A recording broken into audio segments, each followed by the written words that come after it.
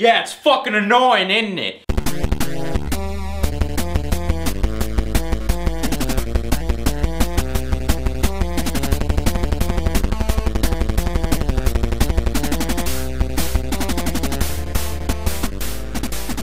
You see, it's just as annoying as when somebody reviews Battlefield 3 and doesn't take the entire, complete experience into account. Now, what I'm talking about is the single player. But just how important is the single player in a game like this? A game that was built from the ground up to focus on multiplayer and give us countless combat hours of online experience. Should single player account for 50% of the game score? 80% of the game score? I know there's many of you out there that would argue that single player counts for nothing in the game score. It doesn't even matter. Well, you're wrong.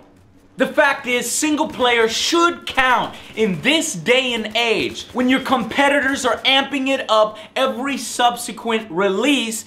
That's the time when you need to bring your A game. And for the record, Battlefield 3 single player is a letdown. First, it's only like 4 to 5 hours long. And this year, they tried to present us with a more grounded in reality scenario. It's not as in-your-face, intense, over-the-top blockbuster-ish that Modern Warfare has been. So while it's trying to do its own thing, not a direct copy or a rip-off of Modern Warfare in any way, because of it though, it is immediately less memorable, with considerably less pulse-pounding tension. Rather than the world is ending route that Modern Warfare chooses, here they focus on the personal story of a single soldier and how he came about to be arrested. Through discovering loose nukes and having to make difficult decisions all along his career. It's radioactive! Is that a good idea? We don't got a choice. Holy shit. You know what that is? Russian. Portable nukes. There's only one there.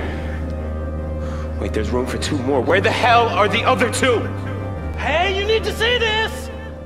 Told almost entirely through flashbacks, you relive the moments leading up to his arrest. On occasion, even playing Russian operatives as they desperately try to recover their lost nukes. Despite being mediocre overall, the story does have a few standout moments, like the mostly on rails but standout part where you're dogfighting.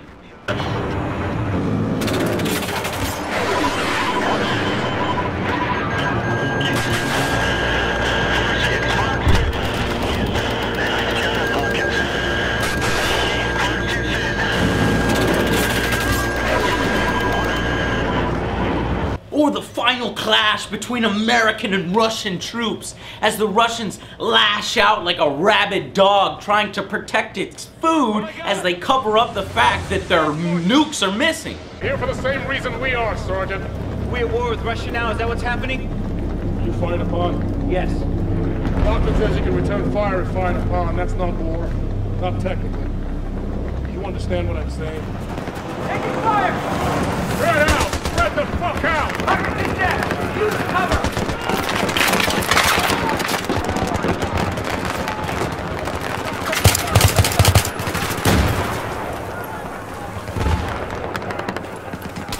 This year, DICE hyped up the multiplayer and I bought into it.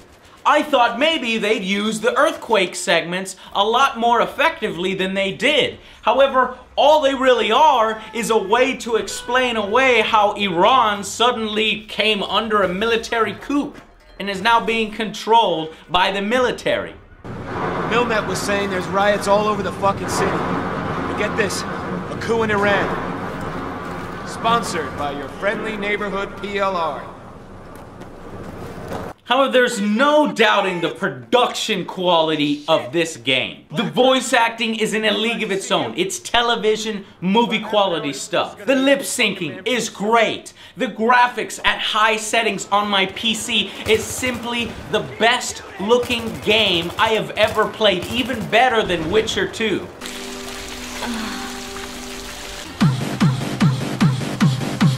and that game was beautiful.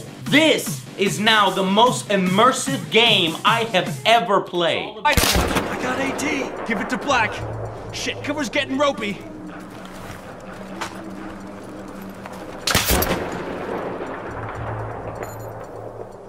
You're the best shot. You see that weapon glint? You waste him. Make it count, brother. I'll cover you. And you hit it.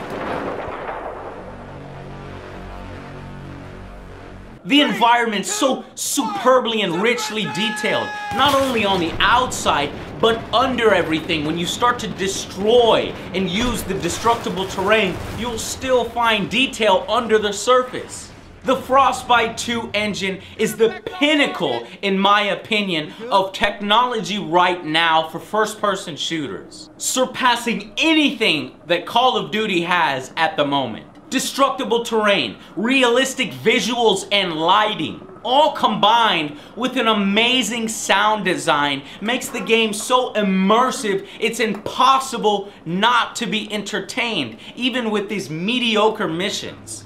And my complaints aren't that the vehicle controls are sluggish, it's a tank! It's supposed to move that way! Nor is it that it's difficult to see the enemies hiding in terrain when dust is being kicked up and debris is everywhere. It's a war! That is exactly what happens in a war. It's doing its job perfectly, simulating war. Critics out there are complaining about the stupidest things, when instead they need to be complaining about stuff like the half-assed story or the brain-dead AI. The enemy opposition on more than one occasion would just line up and die at my incoming fire.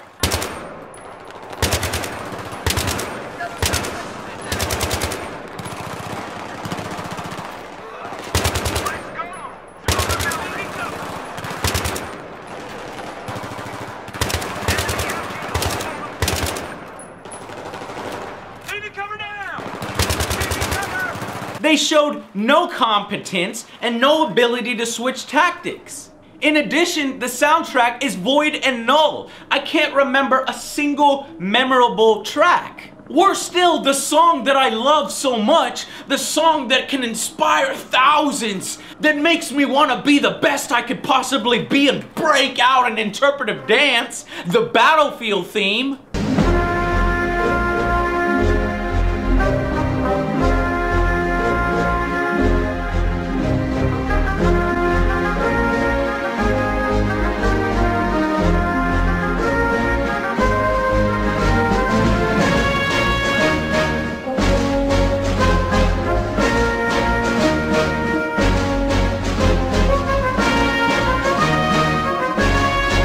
Has been completely butchered into radio noise.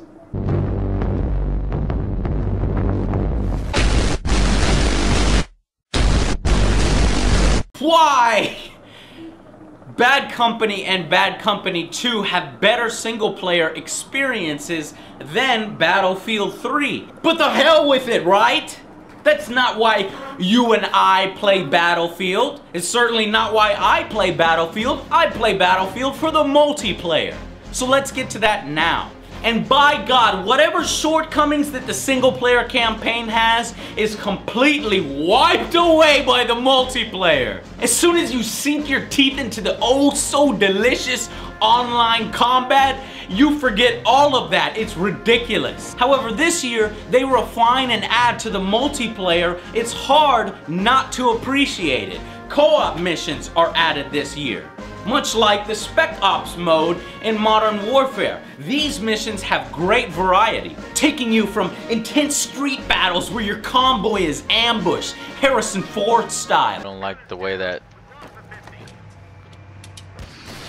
Oh shit. Oh shit. Ah. Fuck, I'm down. Don't worry, Joe. I'm gonna get you home. I see him now. We're gonna see that water park again. Oh my God, they're everywhere. I'm down. Oh God. You're down? God. Fuck. There's also vehicle missions like a helicopter assault mission, which forces you to cooperate with your partner in a real-life, realistic way that feels so appropriate to what you're doing. There's a mountain in front of us. I realize that. I'm compensating. How did we do All right, that? let's see how you do, Joe. Oh, my God! Even though this is difficult as shit, it's a more immersive experience than, say, Call of Duty, where you don't control the movement. But it's a good co-op experience. Yeah, educational. Yeah. I'm learning how not to crash a helicopter, and man. And how to cooperate with your gunners. Absolutely. It should be mentioned though that you are doing yourself a huge disservice if you buy this game on the consoles. Not only do the graphics take a big hit, but the game looks downright ugly in certain parts. In fact, there's also considerably more lag, rubber banding, spawn exploits, and other crashes that's not present in the PC version. And how the Xbox version can even look worse than Bad Company 2, I have no idea. But the biggest reason is on the consoles you are limited to, what, 24 players max, when on the PC you go all the way up to 64 players. There's just no comparing 64 players on a huge, large conquest map. Especially the opening minutes of the game when everybody races to the vehicles and dogfights are raging overhead, while the opening of tank engagements can be heard in the distance as you figure out where you're gonna support your teammates. It is unparalleled. Such a pitch-perfect thematic experience that you can't help but get wound up.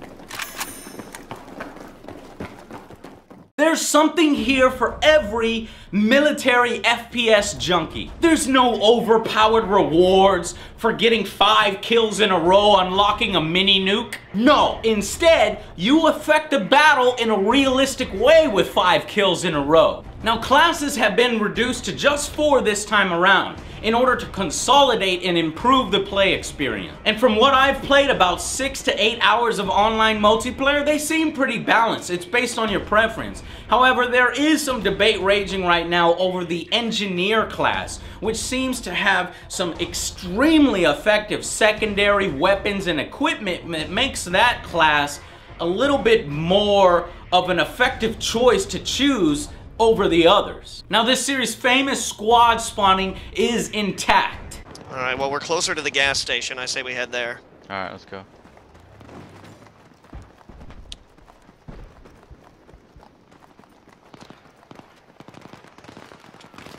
Up ahead. Ah! Down! Got him. Shit, I need a defibrillator, huh? You unlock it as part of the assault class. They've eliminated the medic class entirely. And it's essential to victory, as it should be. It is incredibly frustrating to be on the receiving end of an extremely effective squad, getting your ass handed to you. But it is oh so satisfying to be that squad, to shift the battle lines yourself and affect the outcome of the overall battle based upon how well your team members are doing, you and your friends. And that's why it's a must to bring your friends with you in your own squad. It will make you lose countless hours in combat. Deeper than ever rewards will keep you going. From badges and ribbons, to leveling up classes and vehicle types. Unlocking new equipment, such as a dorsal mounted machine gun for a vehicle, or a red light dot scope for your rifle, which gets in the eyes and blinds people and is extremely fucking annoying. Whatever your weapons of choice, there is endless options and it is extremely satisfying. Now, I've saved probably the most controversial piece for the end. EA's new battle log system. Now, right away, it's a uniquely odd experience to have to launch your game within a browser. Now trust me when I say I was highly annoyed when I had to do this and go through all the origin setup, like I need yet another thing in between me and my game. But after you take a serious, hard look at all the options and what's available to you within this system, it grows on you. It's actually a well laid out system. Never before have I been able to enter games so damn easy. Want to invite your friends? You just click and drag from sort of like a Facebook setup your friends into the game that you want, and invites get sent out. It is so easy because by now we're all used to web browsing. So it's so simple to filter which servers you want and find the best ones. After that, then you can favorite that server and get there literally in a few clicks, extremely fast. There's no game crashes, there's no dropping out to a few screens back because you didn't connect to a server and have to go back through the progression just to get back to the list of servers. There's none of that. Your entire play history is recorded match by match with all sorts of stats for you to sort through all in one place. It is so well designed that I moved from mild annoyance to accepting and wanting to explore everything that this system has to offer. Now, if there's a deep, dark-seated underbelly of the battle log system, I haven't run into it. If you have, please leave a comment for the rest of us. But so far, the battle log system isn't really that bad. And I think people should stop bitching about it because it is the natural progression. It's something new, it's something easier, and it works so far. Which brings us to our final verdict. Battlefield scores an 8 out of 10, with the score dropping to a 7 out of 10 if you purchased it on consoles. The game is held back by its single player and a few other nagging issues, neither of which, though, take away from the entire experience on PC especially, and that's why the PC version earns the Angry Joe badass seal of approval. It is impossible not to feel like you got every penny's worth out of this game. With hundreds of combat hours in front of you, we'll be playing this game for a long time coming. However, this particular rating, if you notice, comes with an asterisk, a warning to DICE. Step up the single player experience, as we cannot keep recommending people to ignore it and move on to multiplayer. That's not how these things work, and this is the last time that's gonna happen. But by consolidating the classes and taking all the multiplayer lessons learned in Battlefield and Battlefield 2, DICE has crafted one of the most pitch-perfect online Total War experiences. The battle has been won for Battlefield 2, but right now, the war starts. Modern Warfare 3 is releasing. And what it boils down to is this. Do you rather feel like you're a part of a larger war unfolding in front of you, with focus on multiplayer, teamwork, tactics, and a much bigger picture? Or do you enjoy overpowering your opponents through Twitch gaming in a more gamey type fashion with powered thematic unlocks, which allow you to unleash your fury within that smaller scrimmage? Whatever your choice, in my humble opinion, there will always be room for both games. But because of the nature of things, one has to be better than the other for you. Personally, I use my Modern Warfare for the intensely gratifying and world-changing single-player experience. And I use my Battlefield 3 for my multiplayer online battles. Let me know what you guys use for what, and what your personal opinion is on both of these games. Until then, I'll see you guys on the next Angry Joe Show.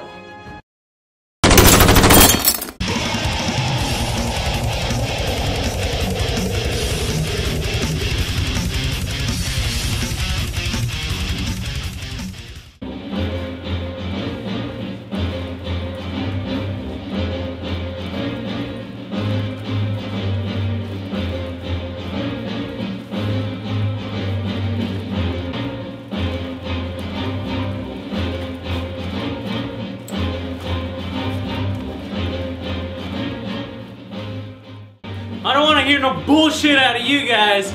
Tutu or no, doing an interpretive dance to the Battlefield 3 theme is the most manliest thing you could do! You have no idea what it takes, the work that goes into this!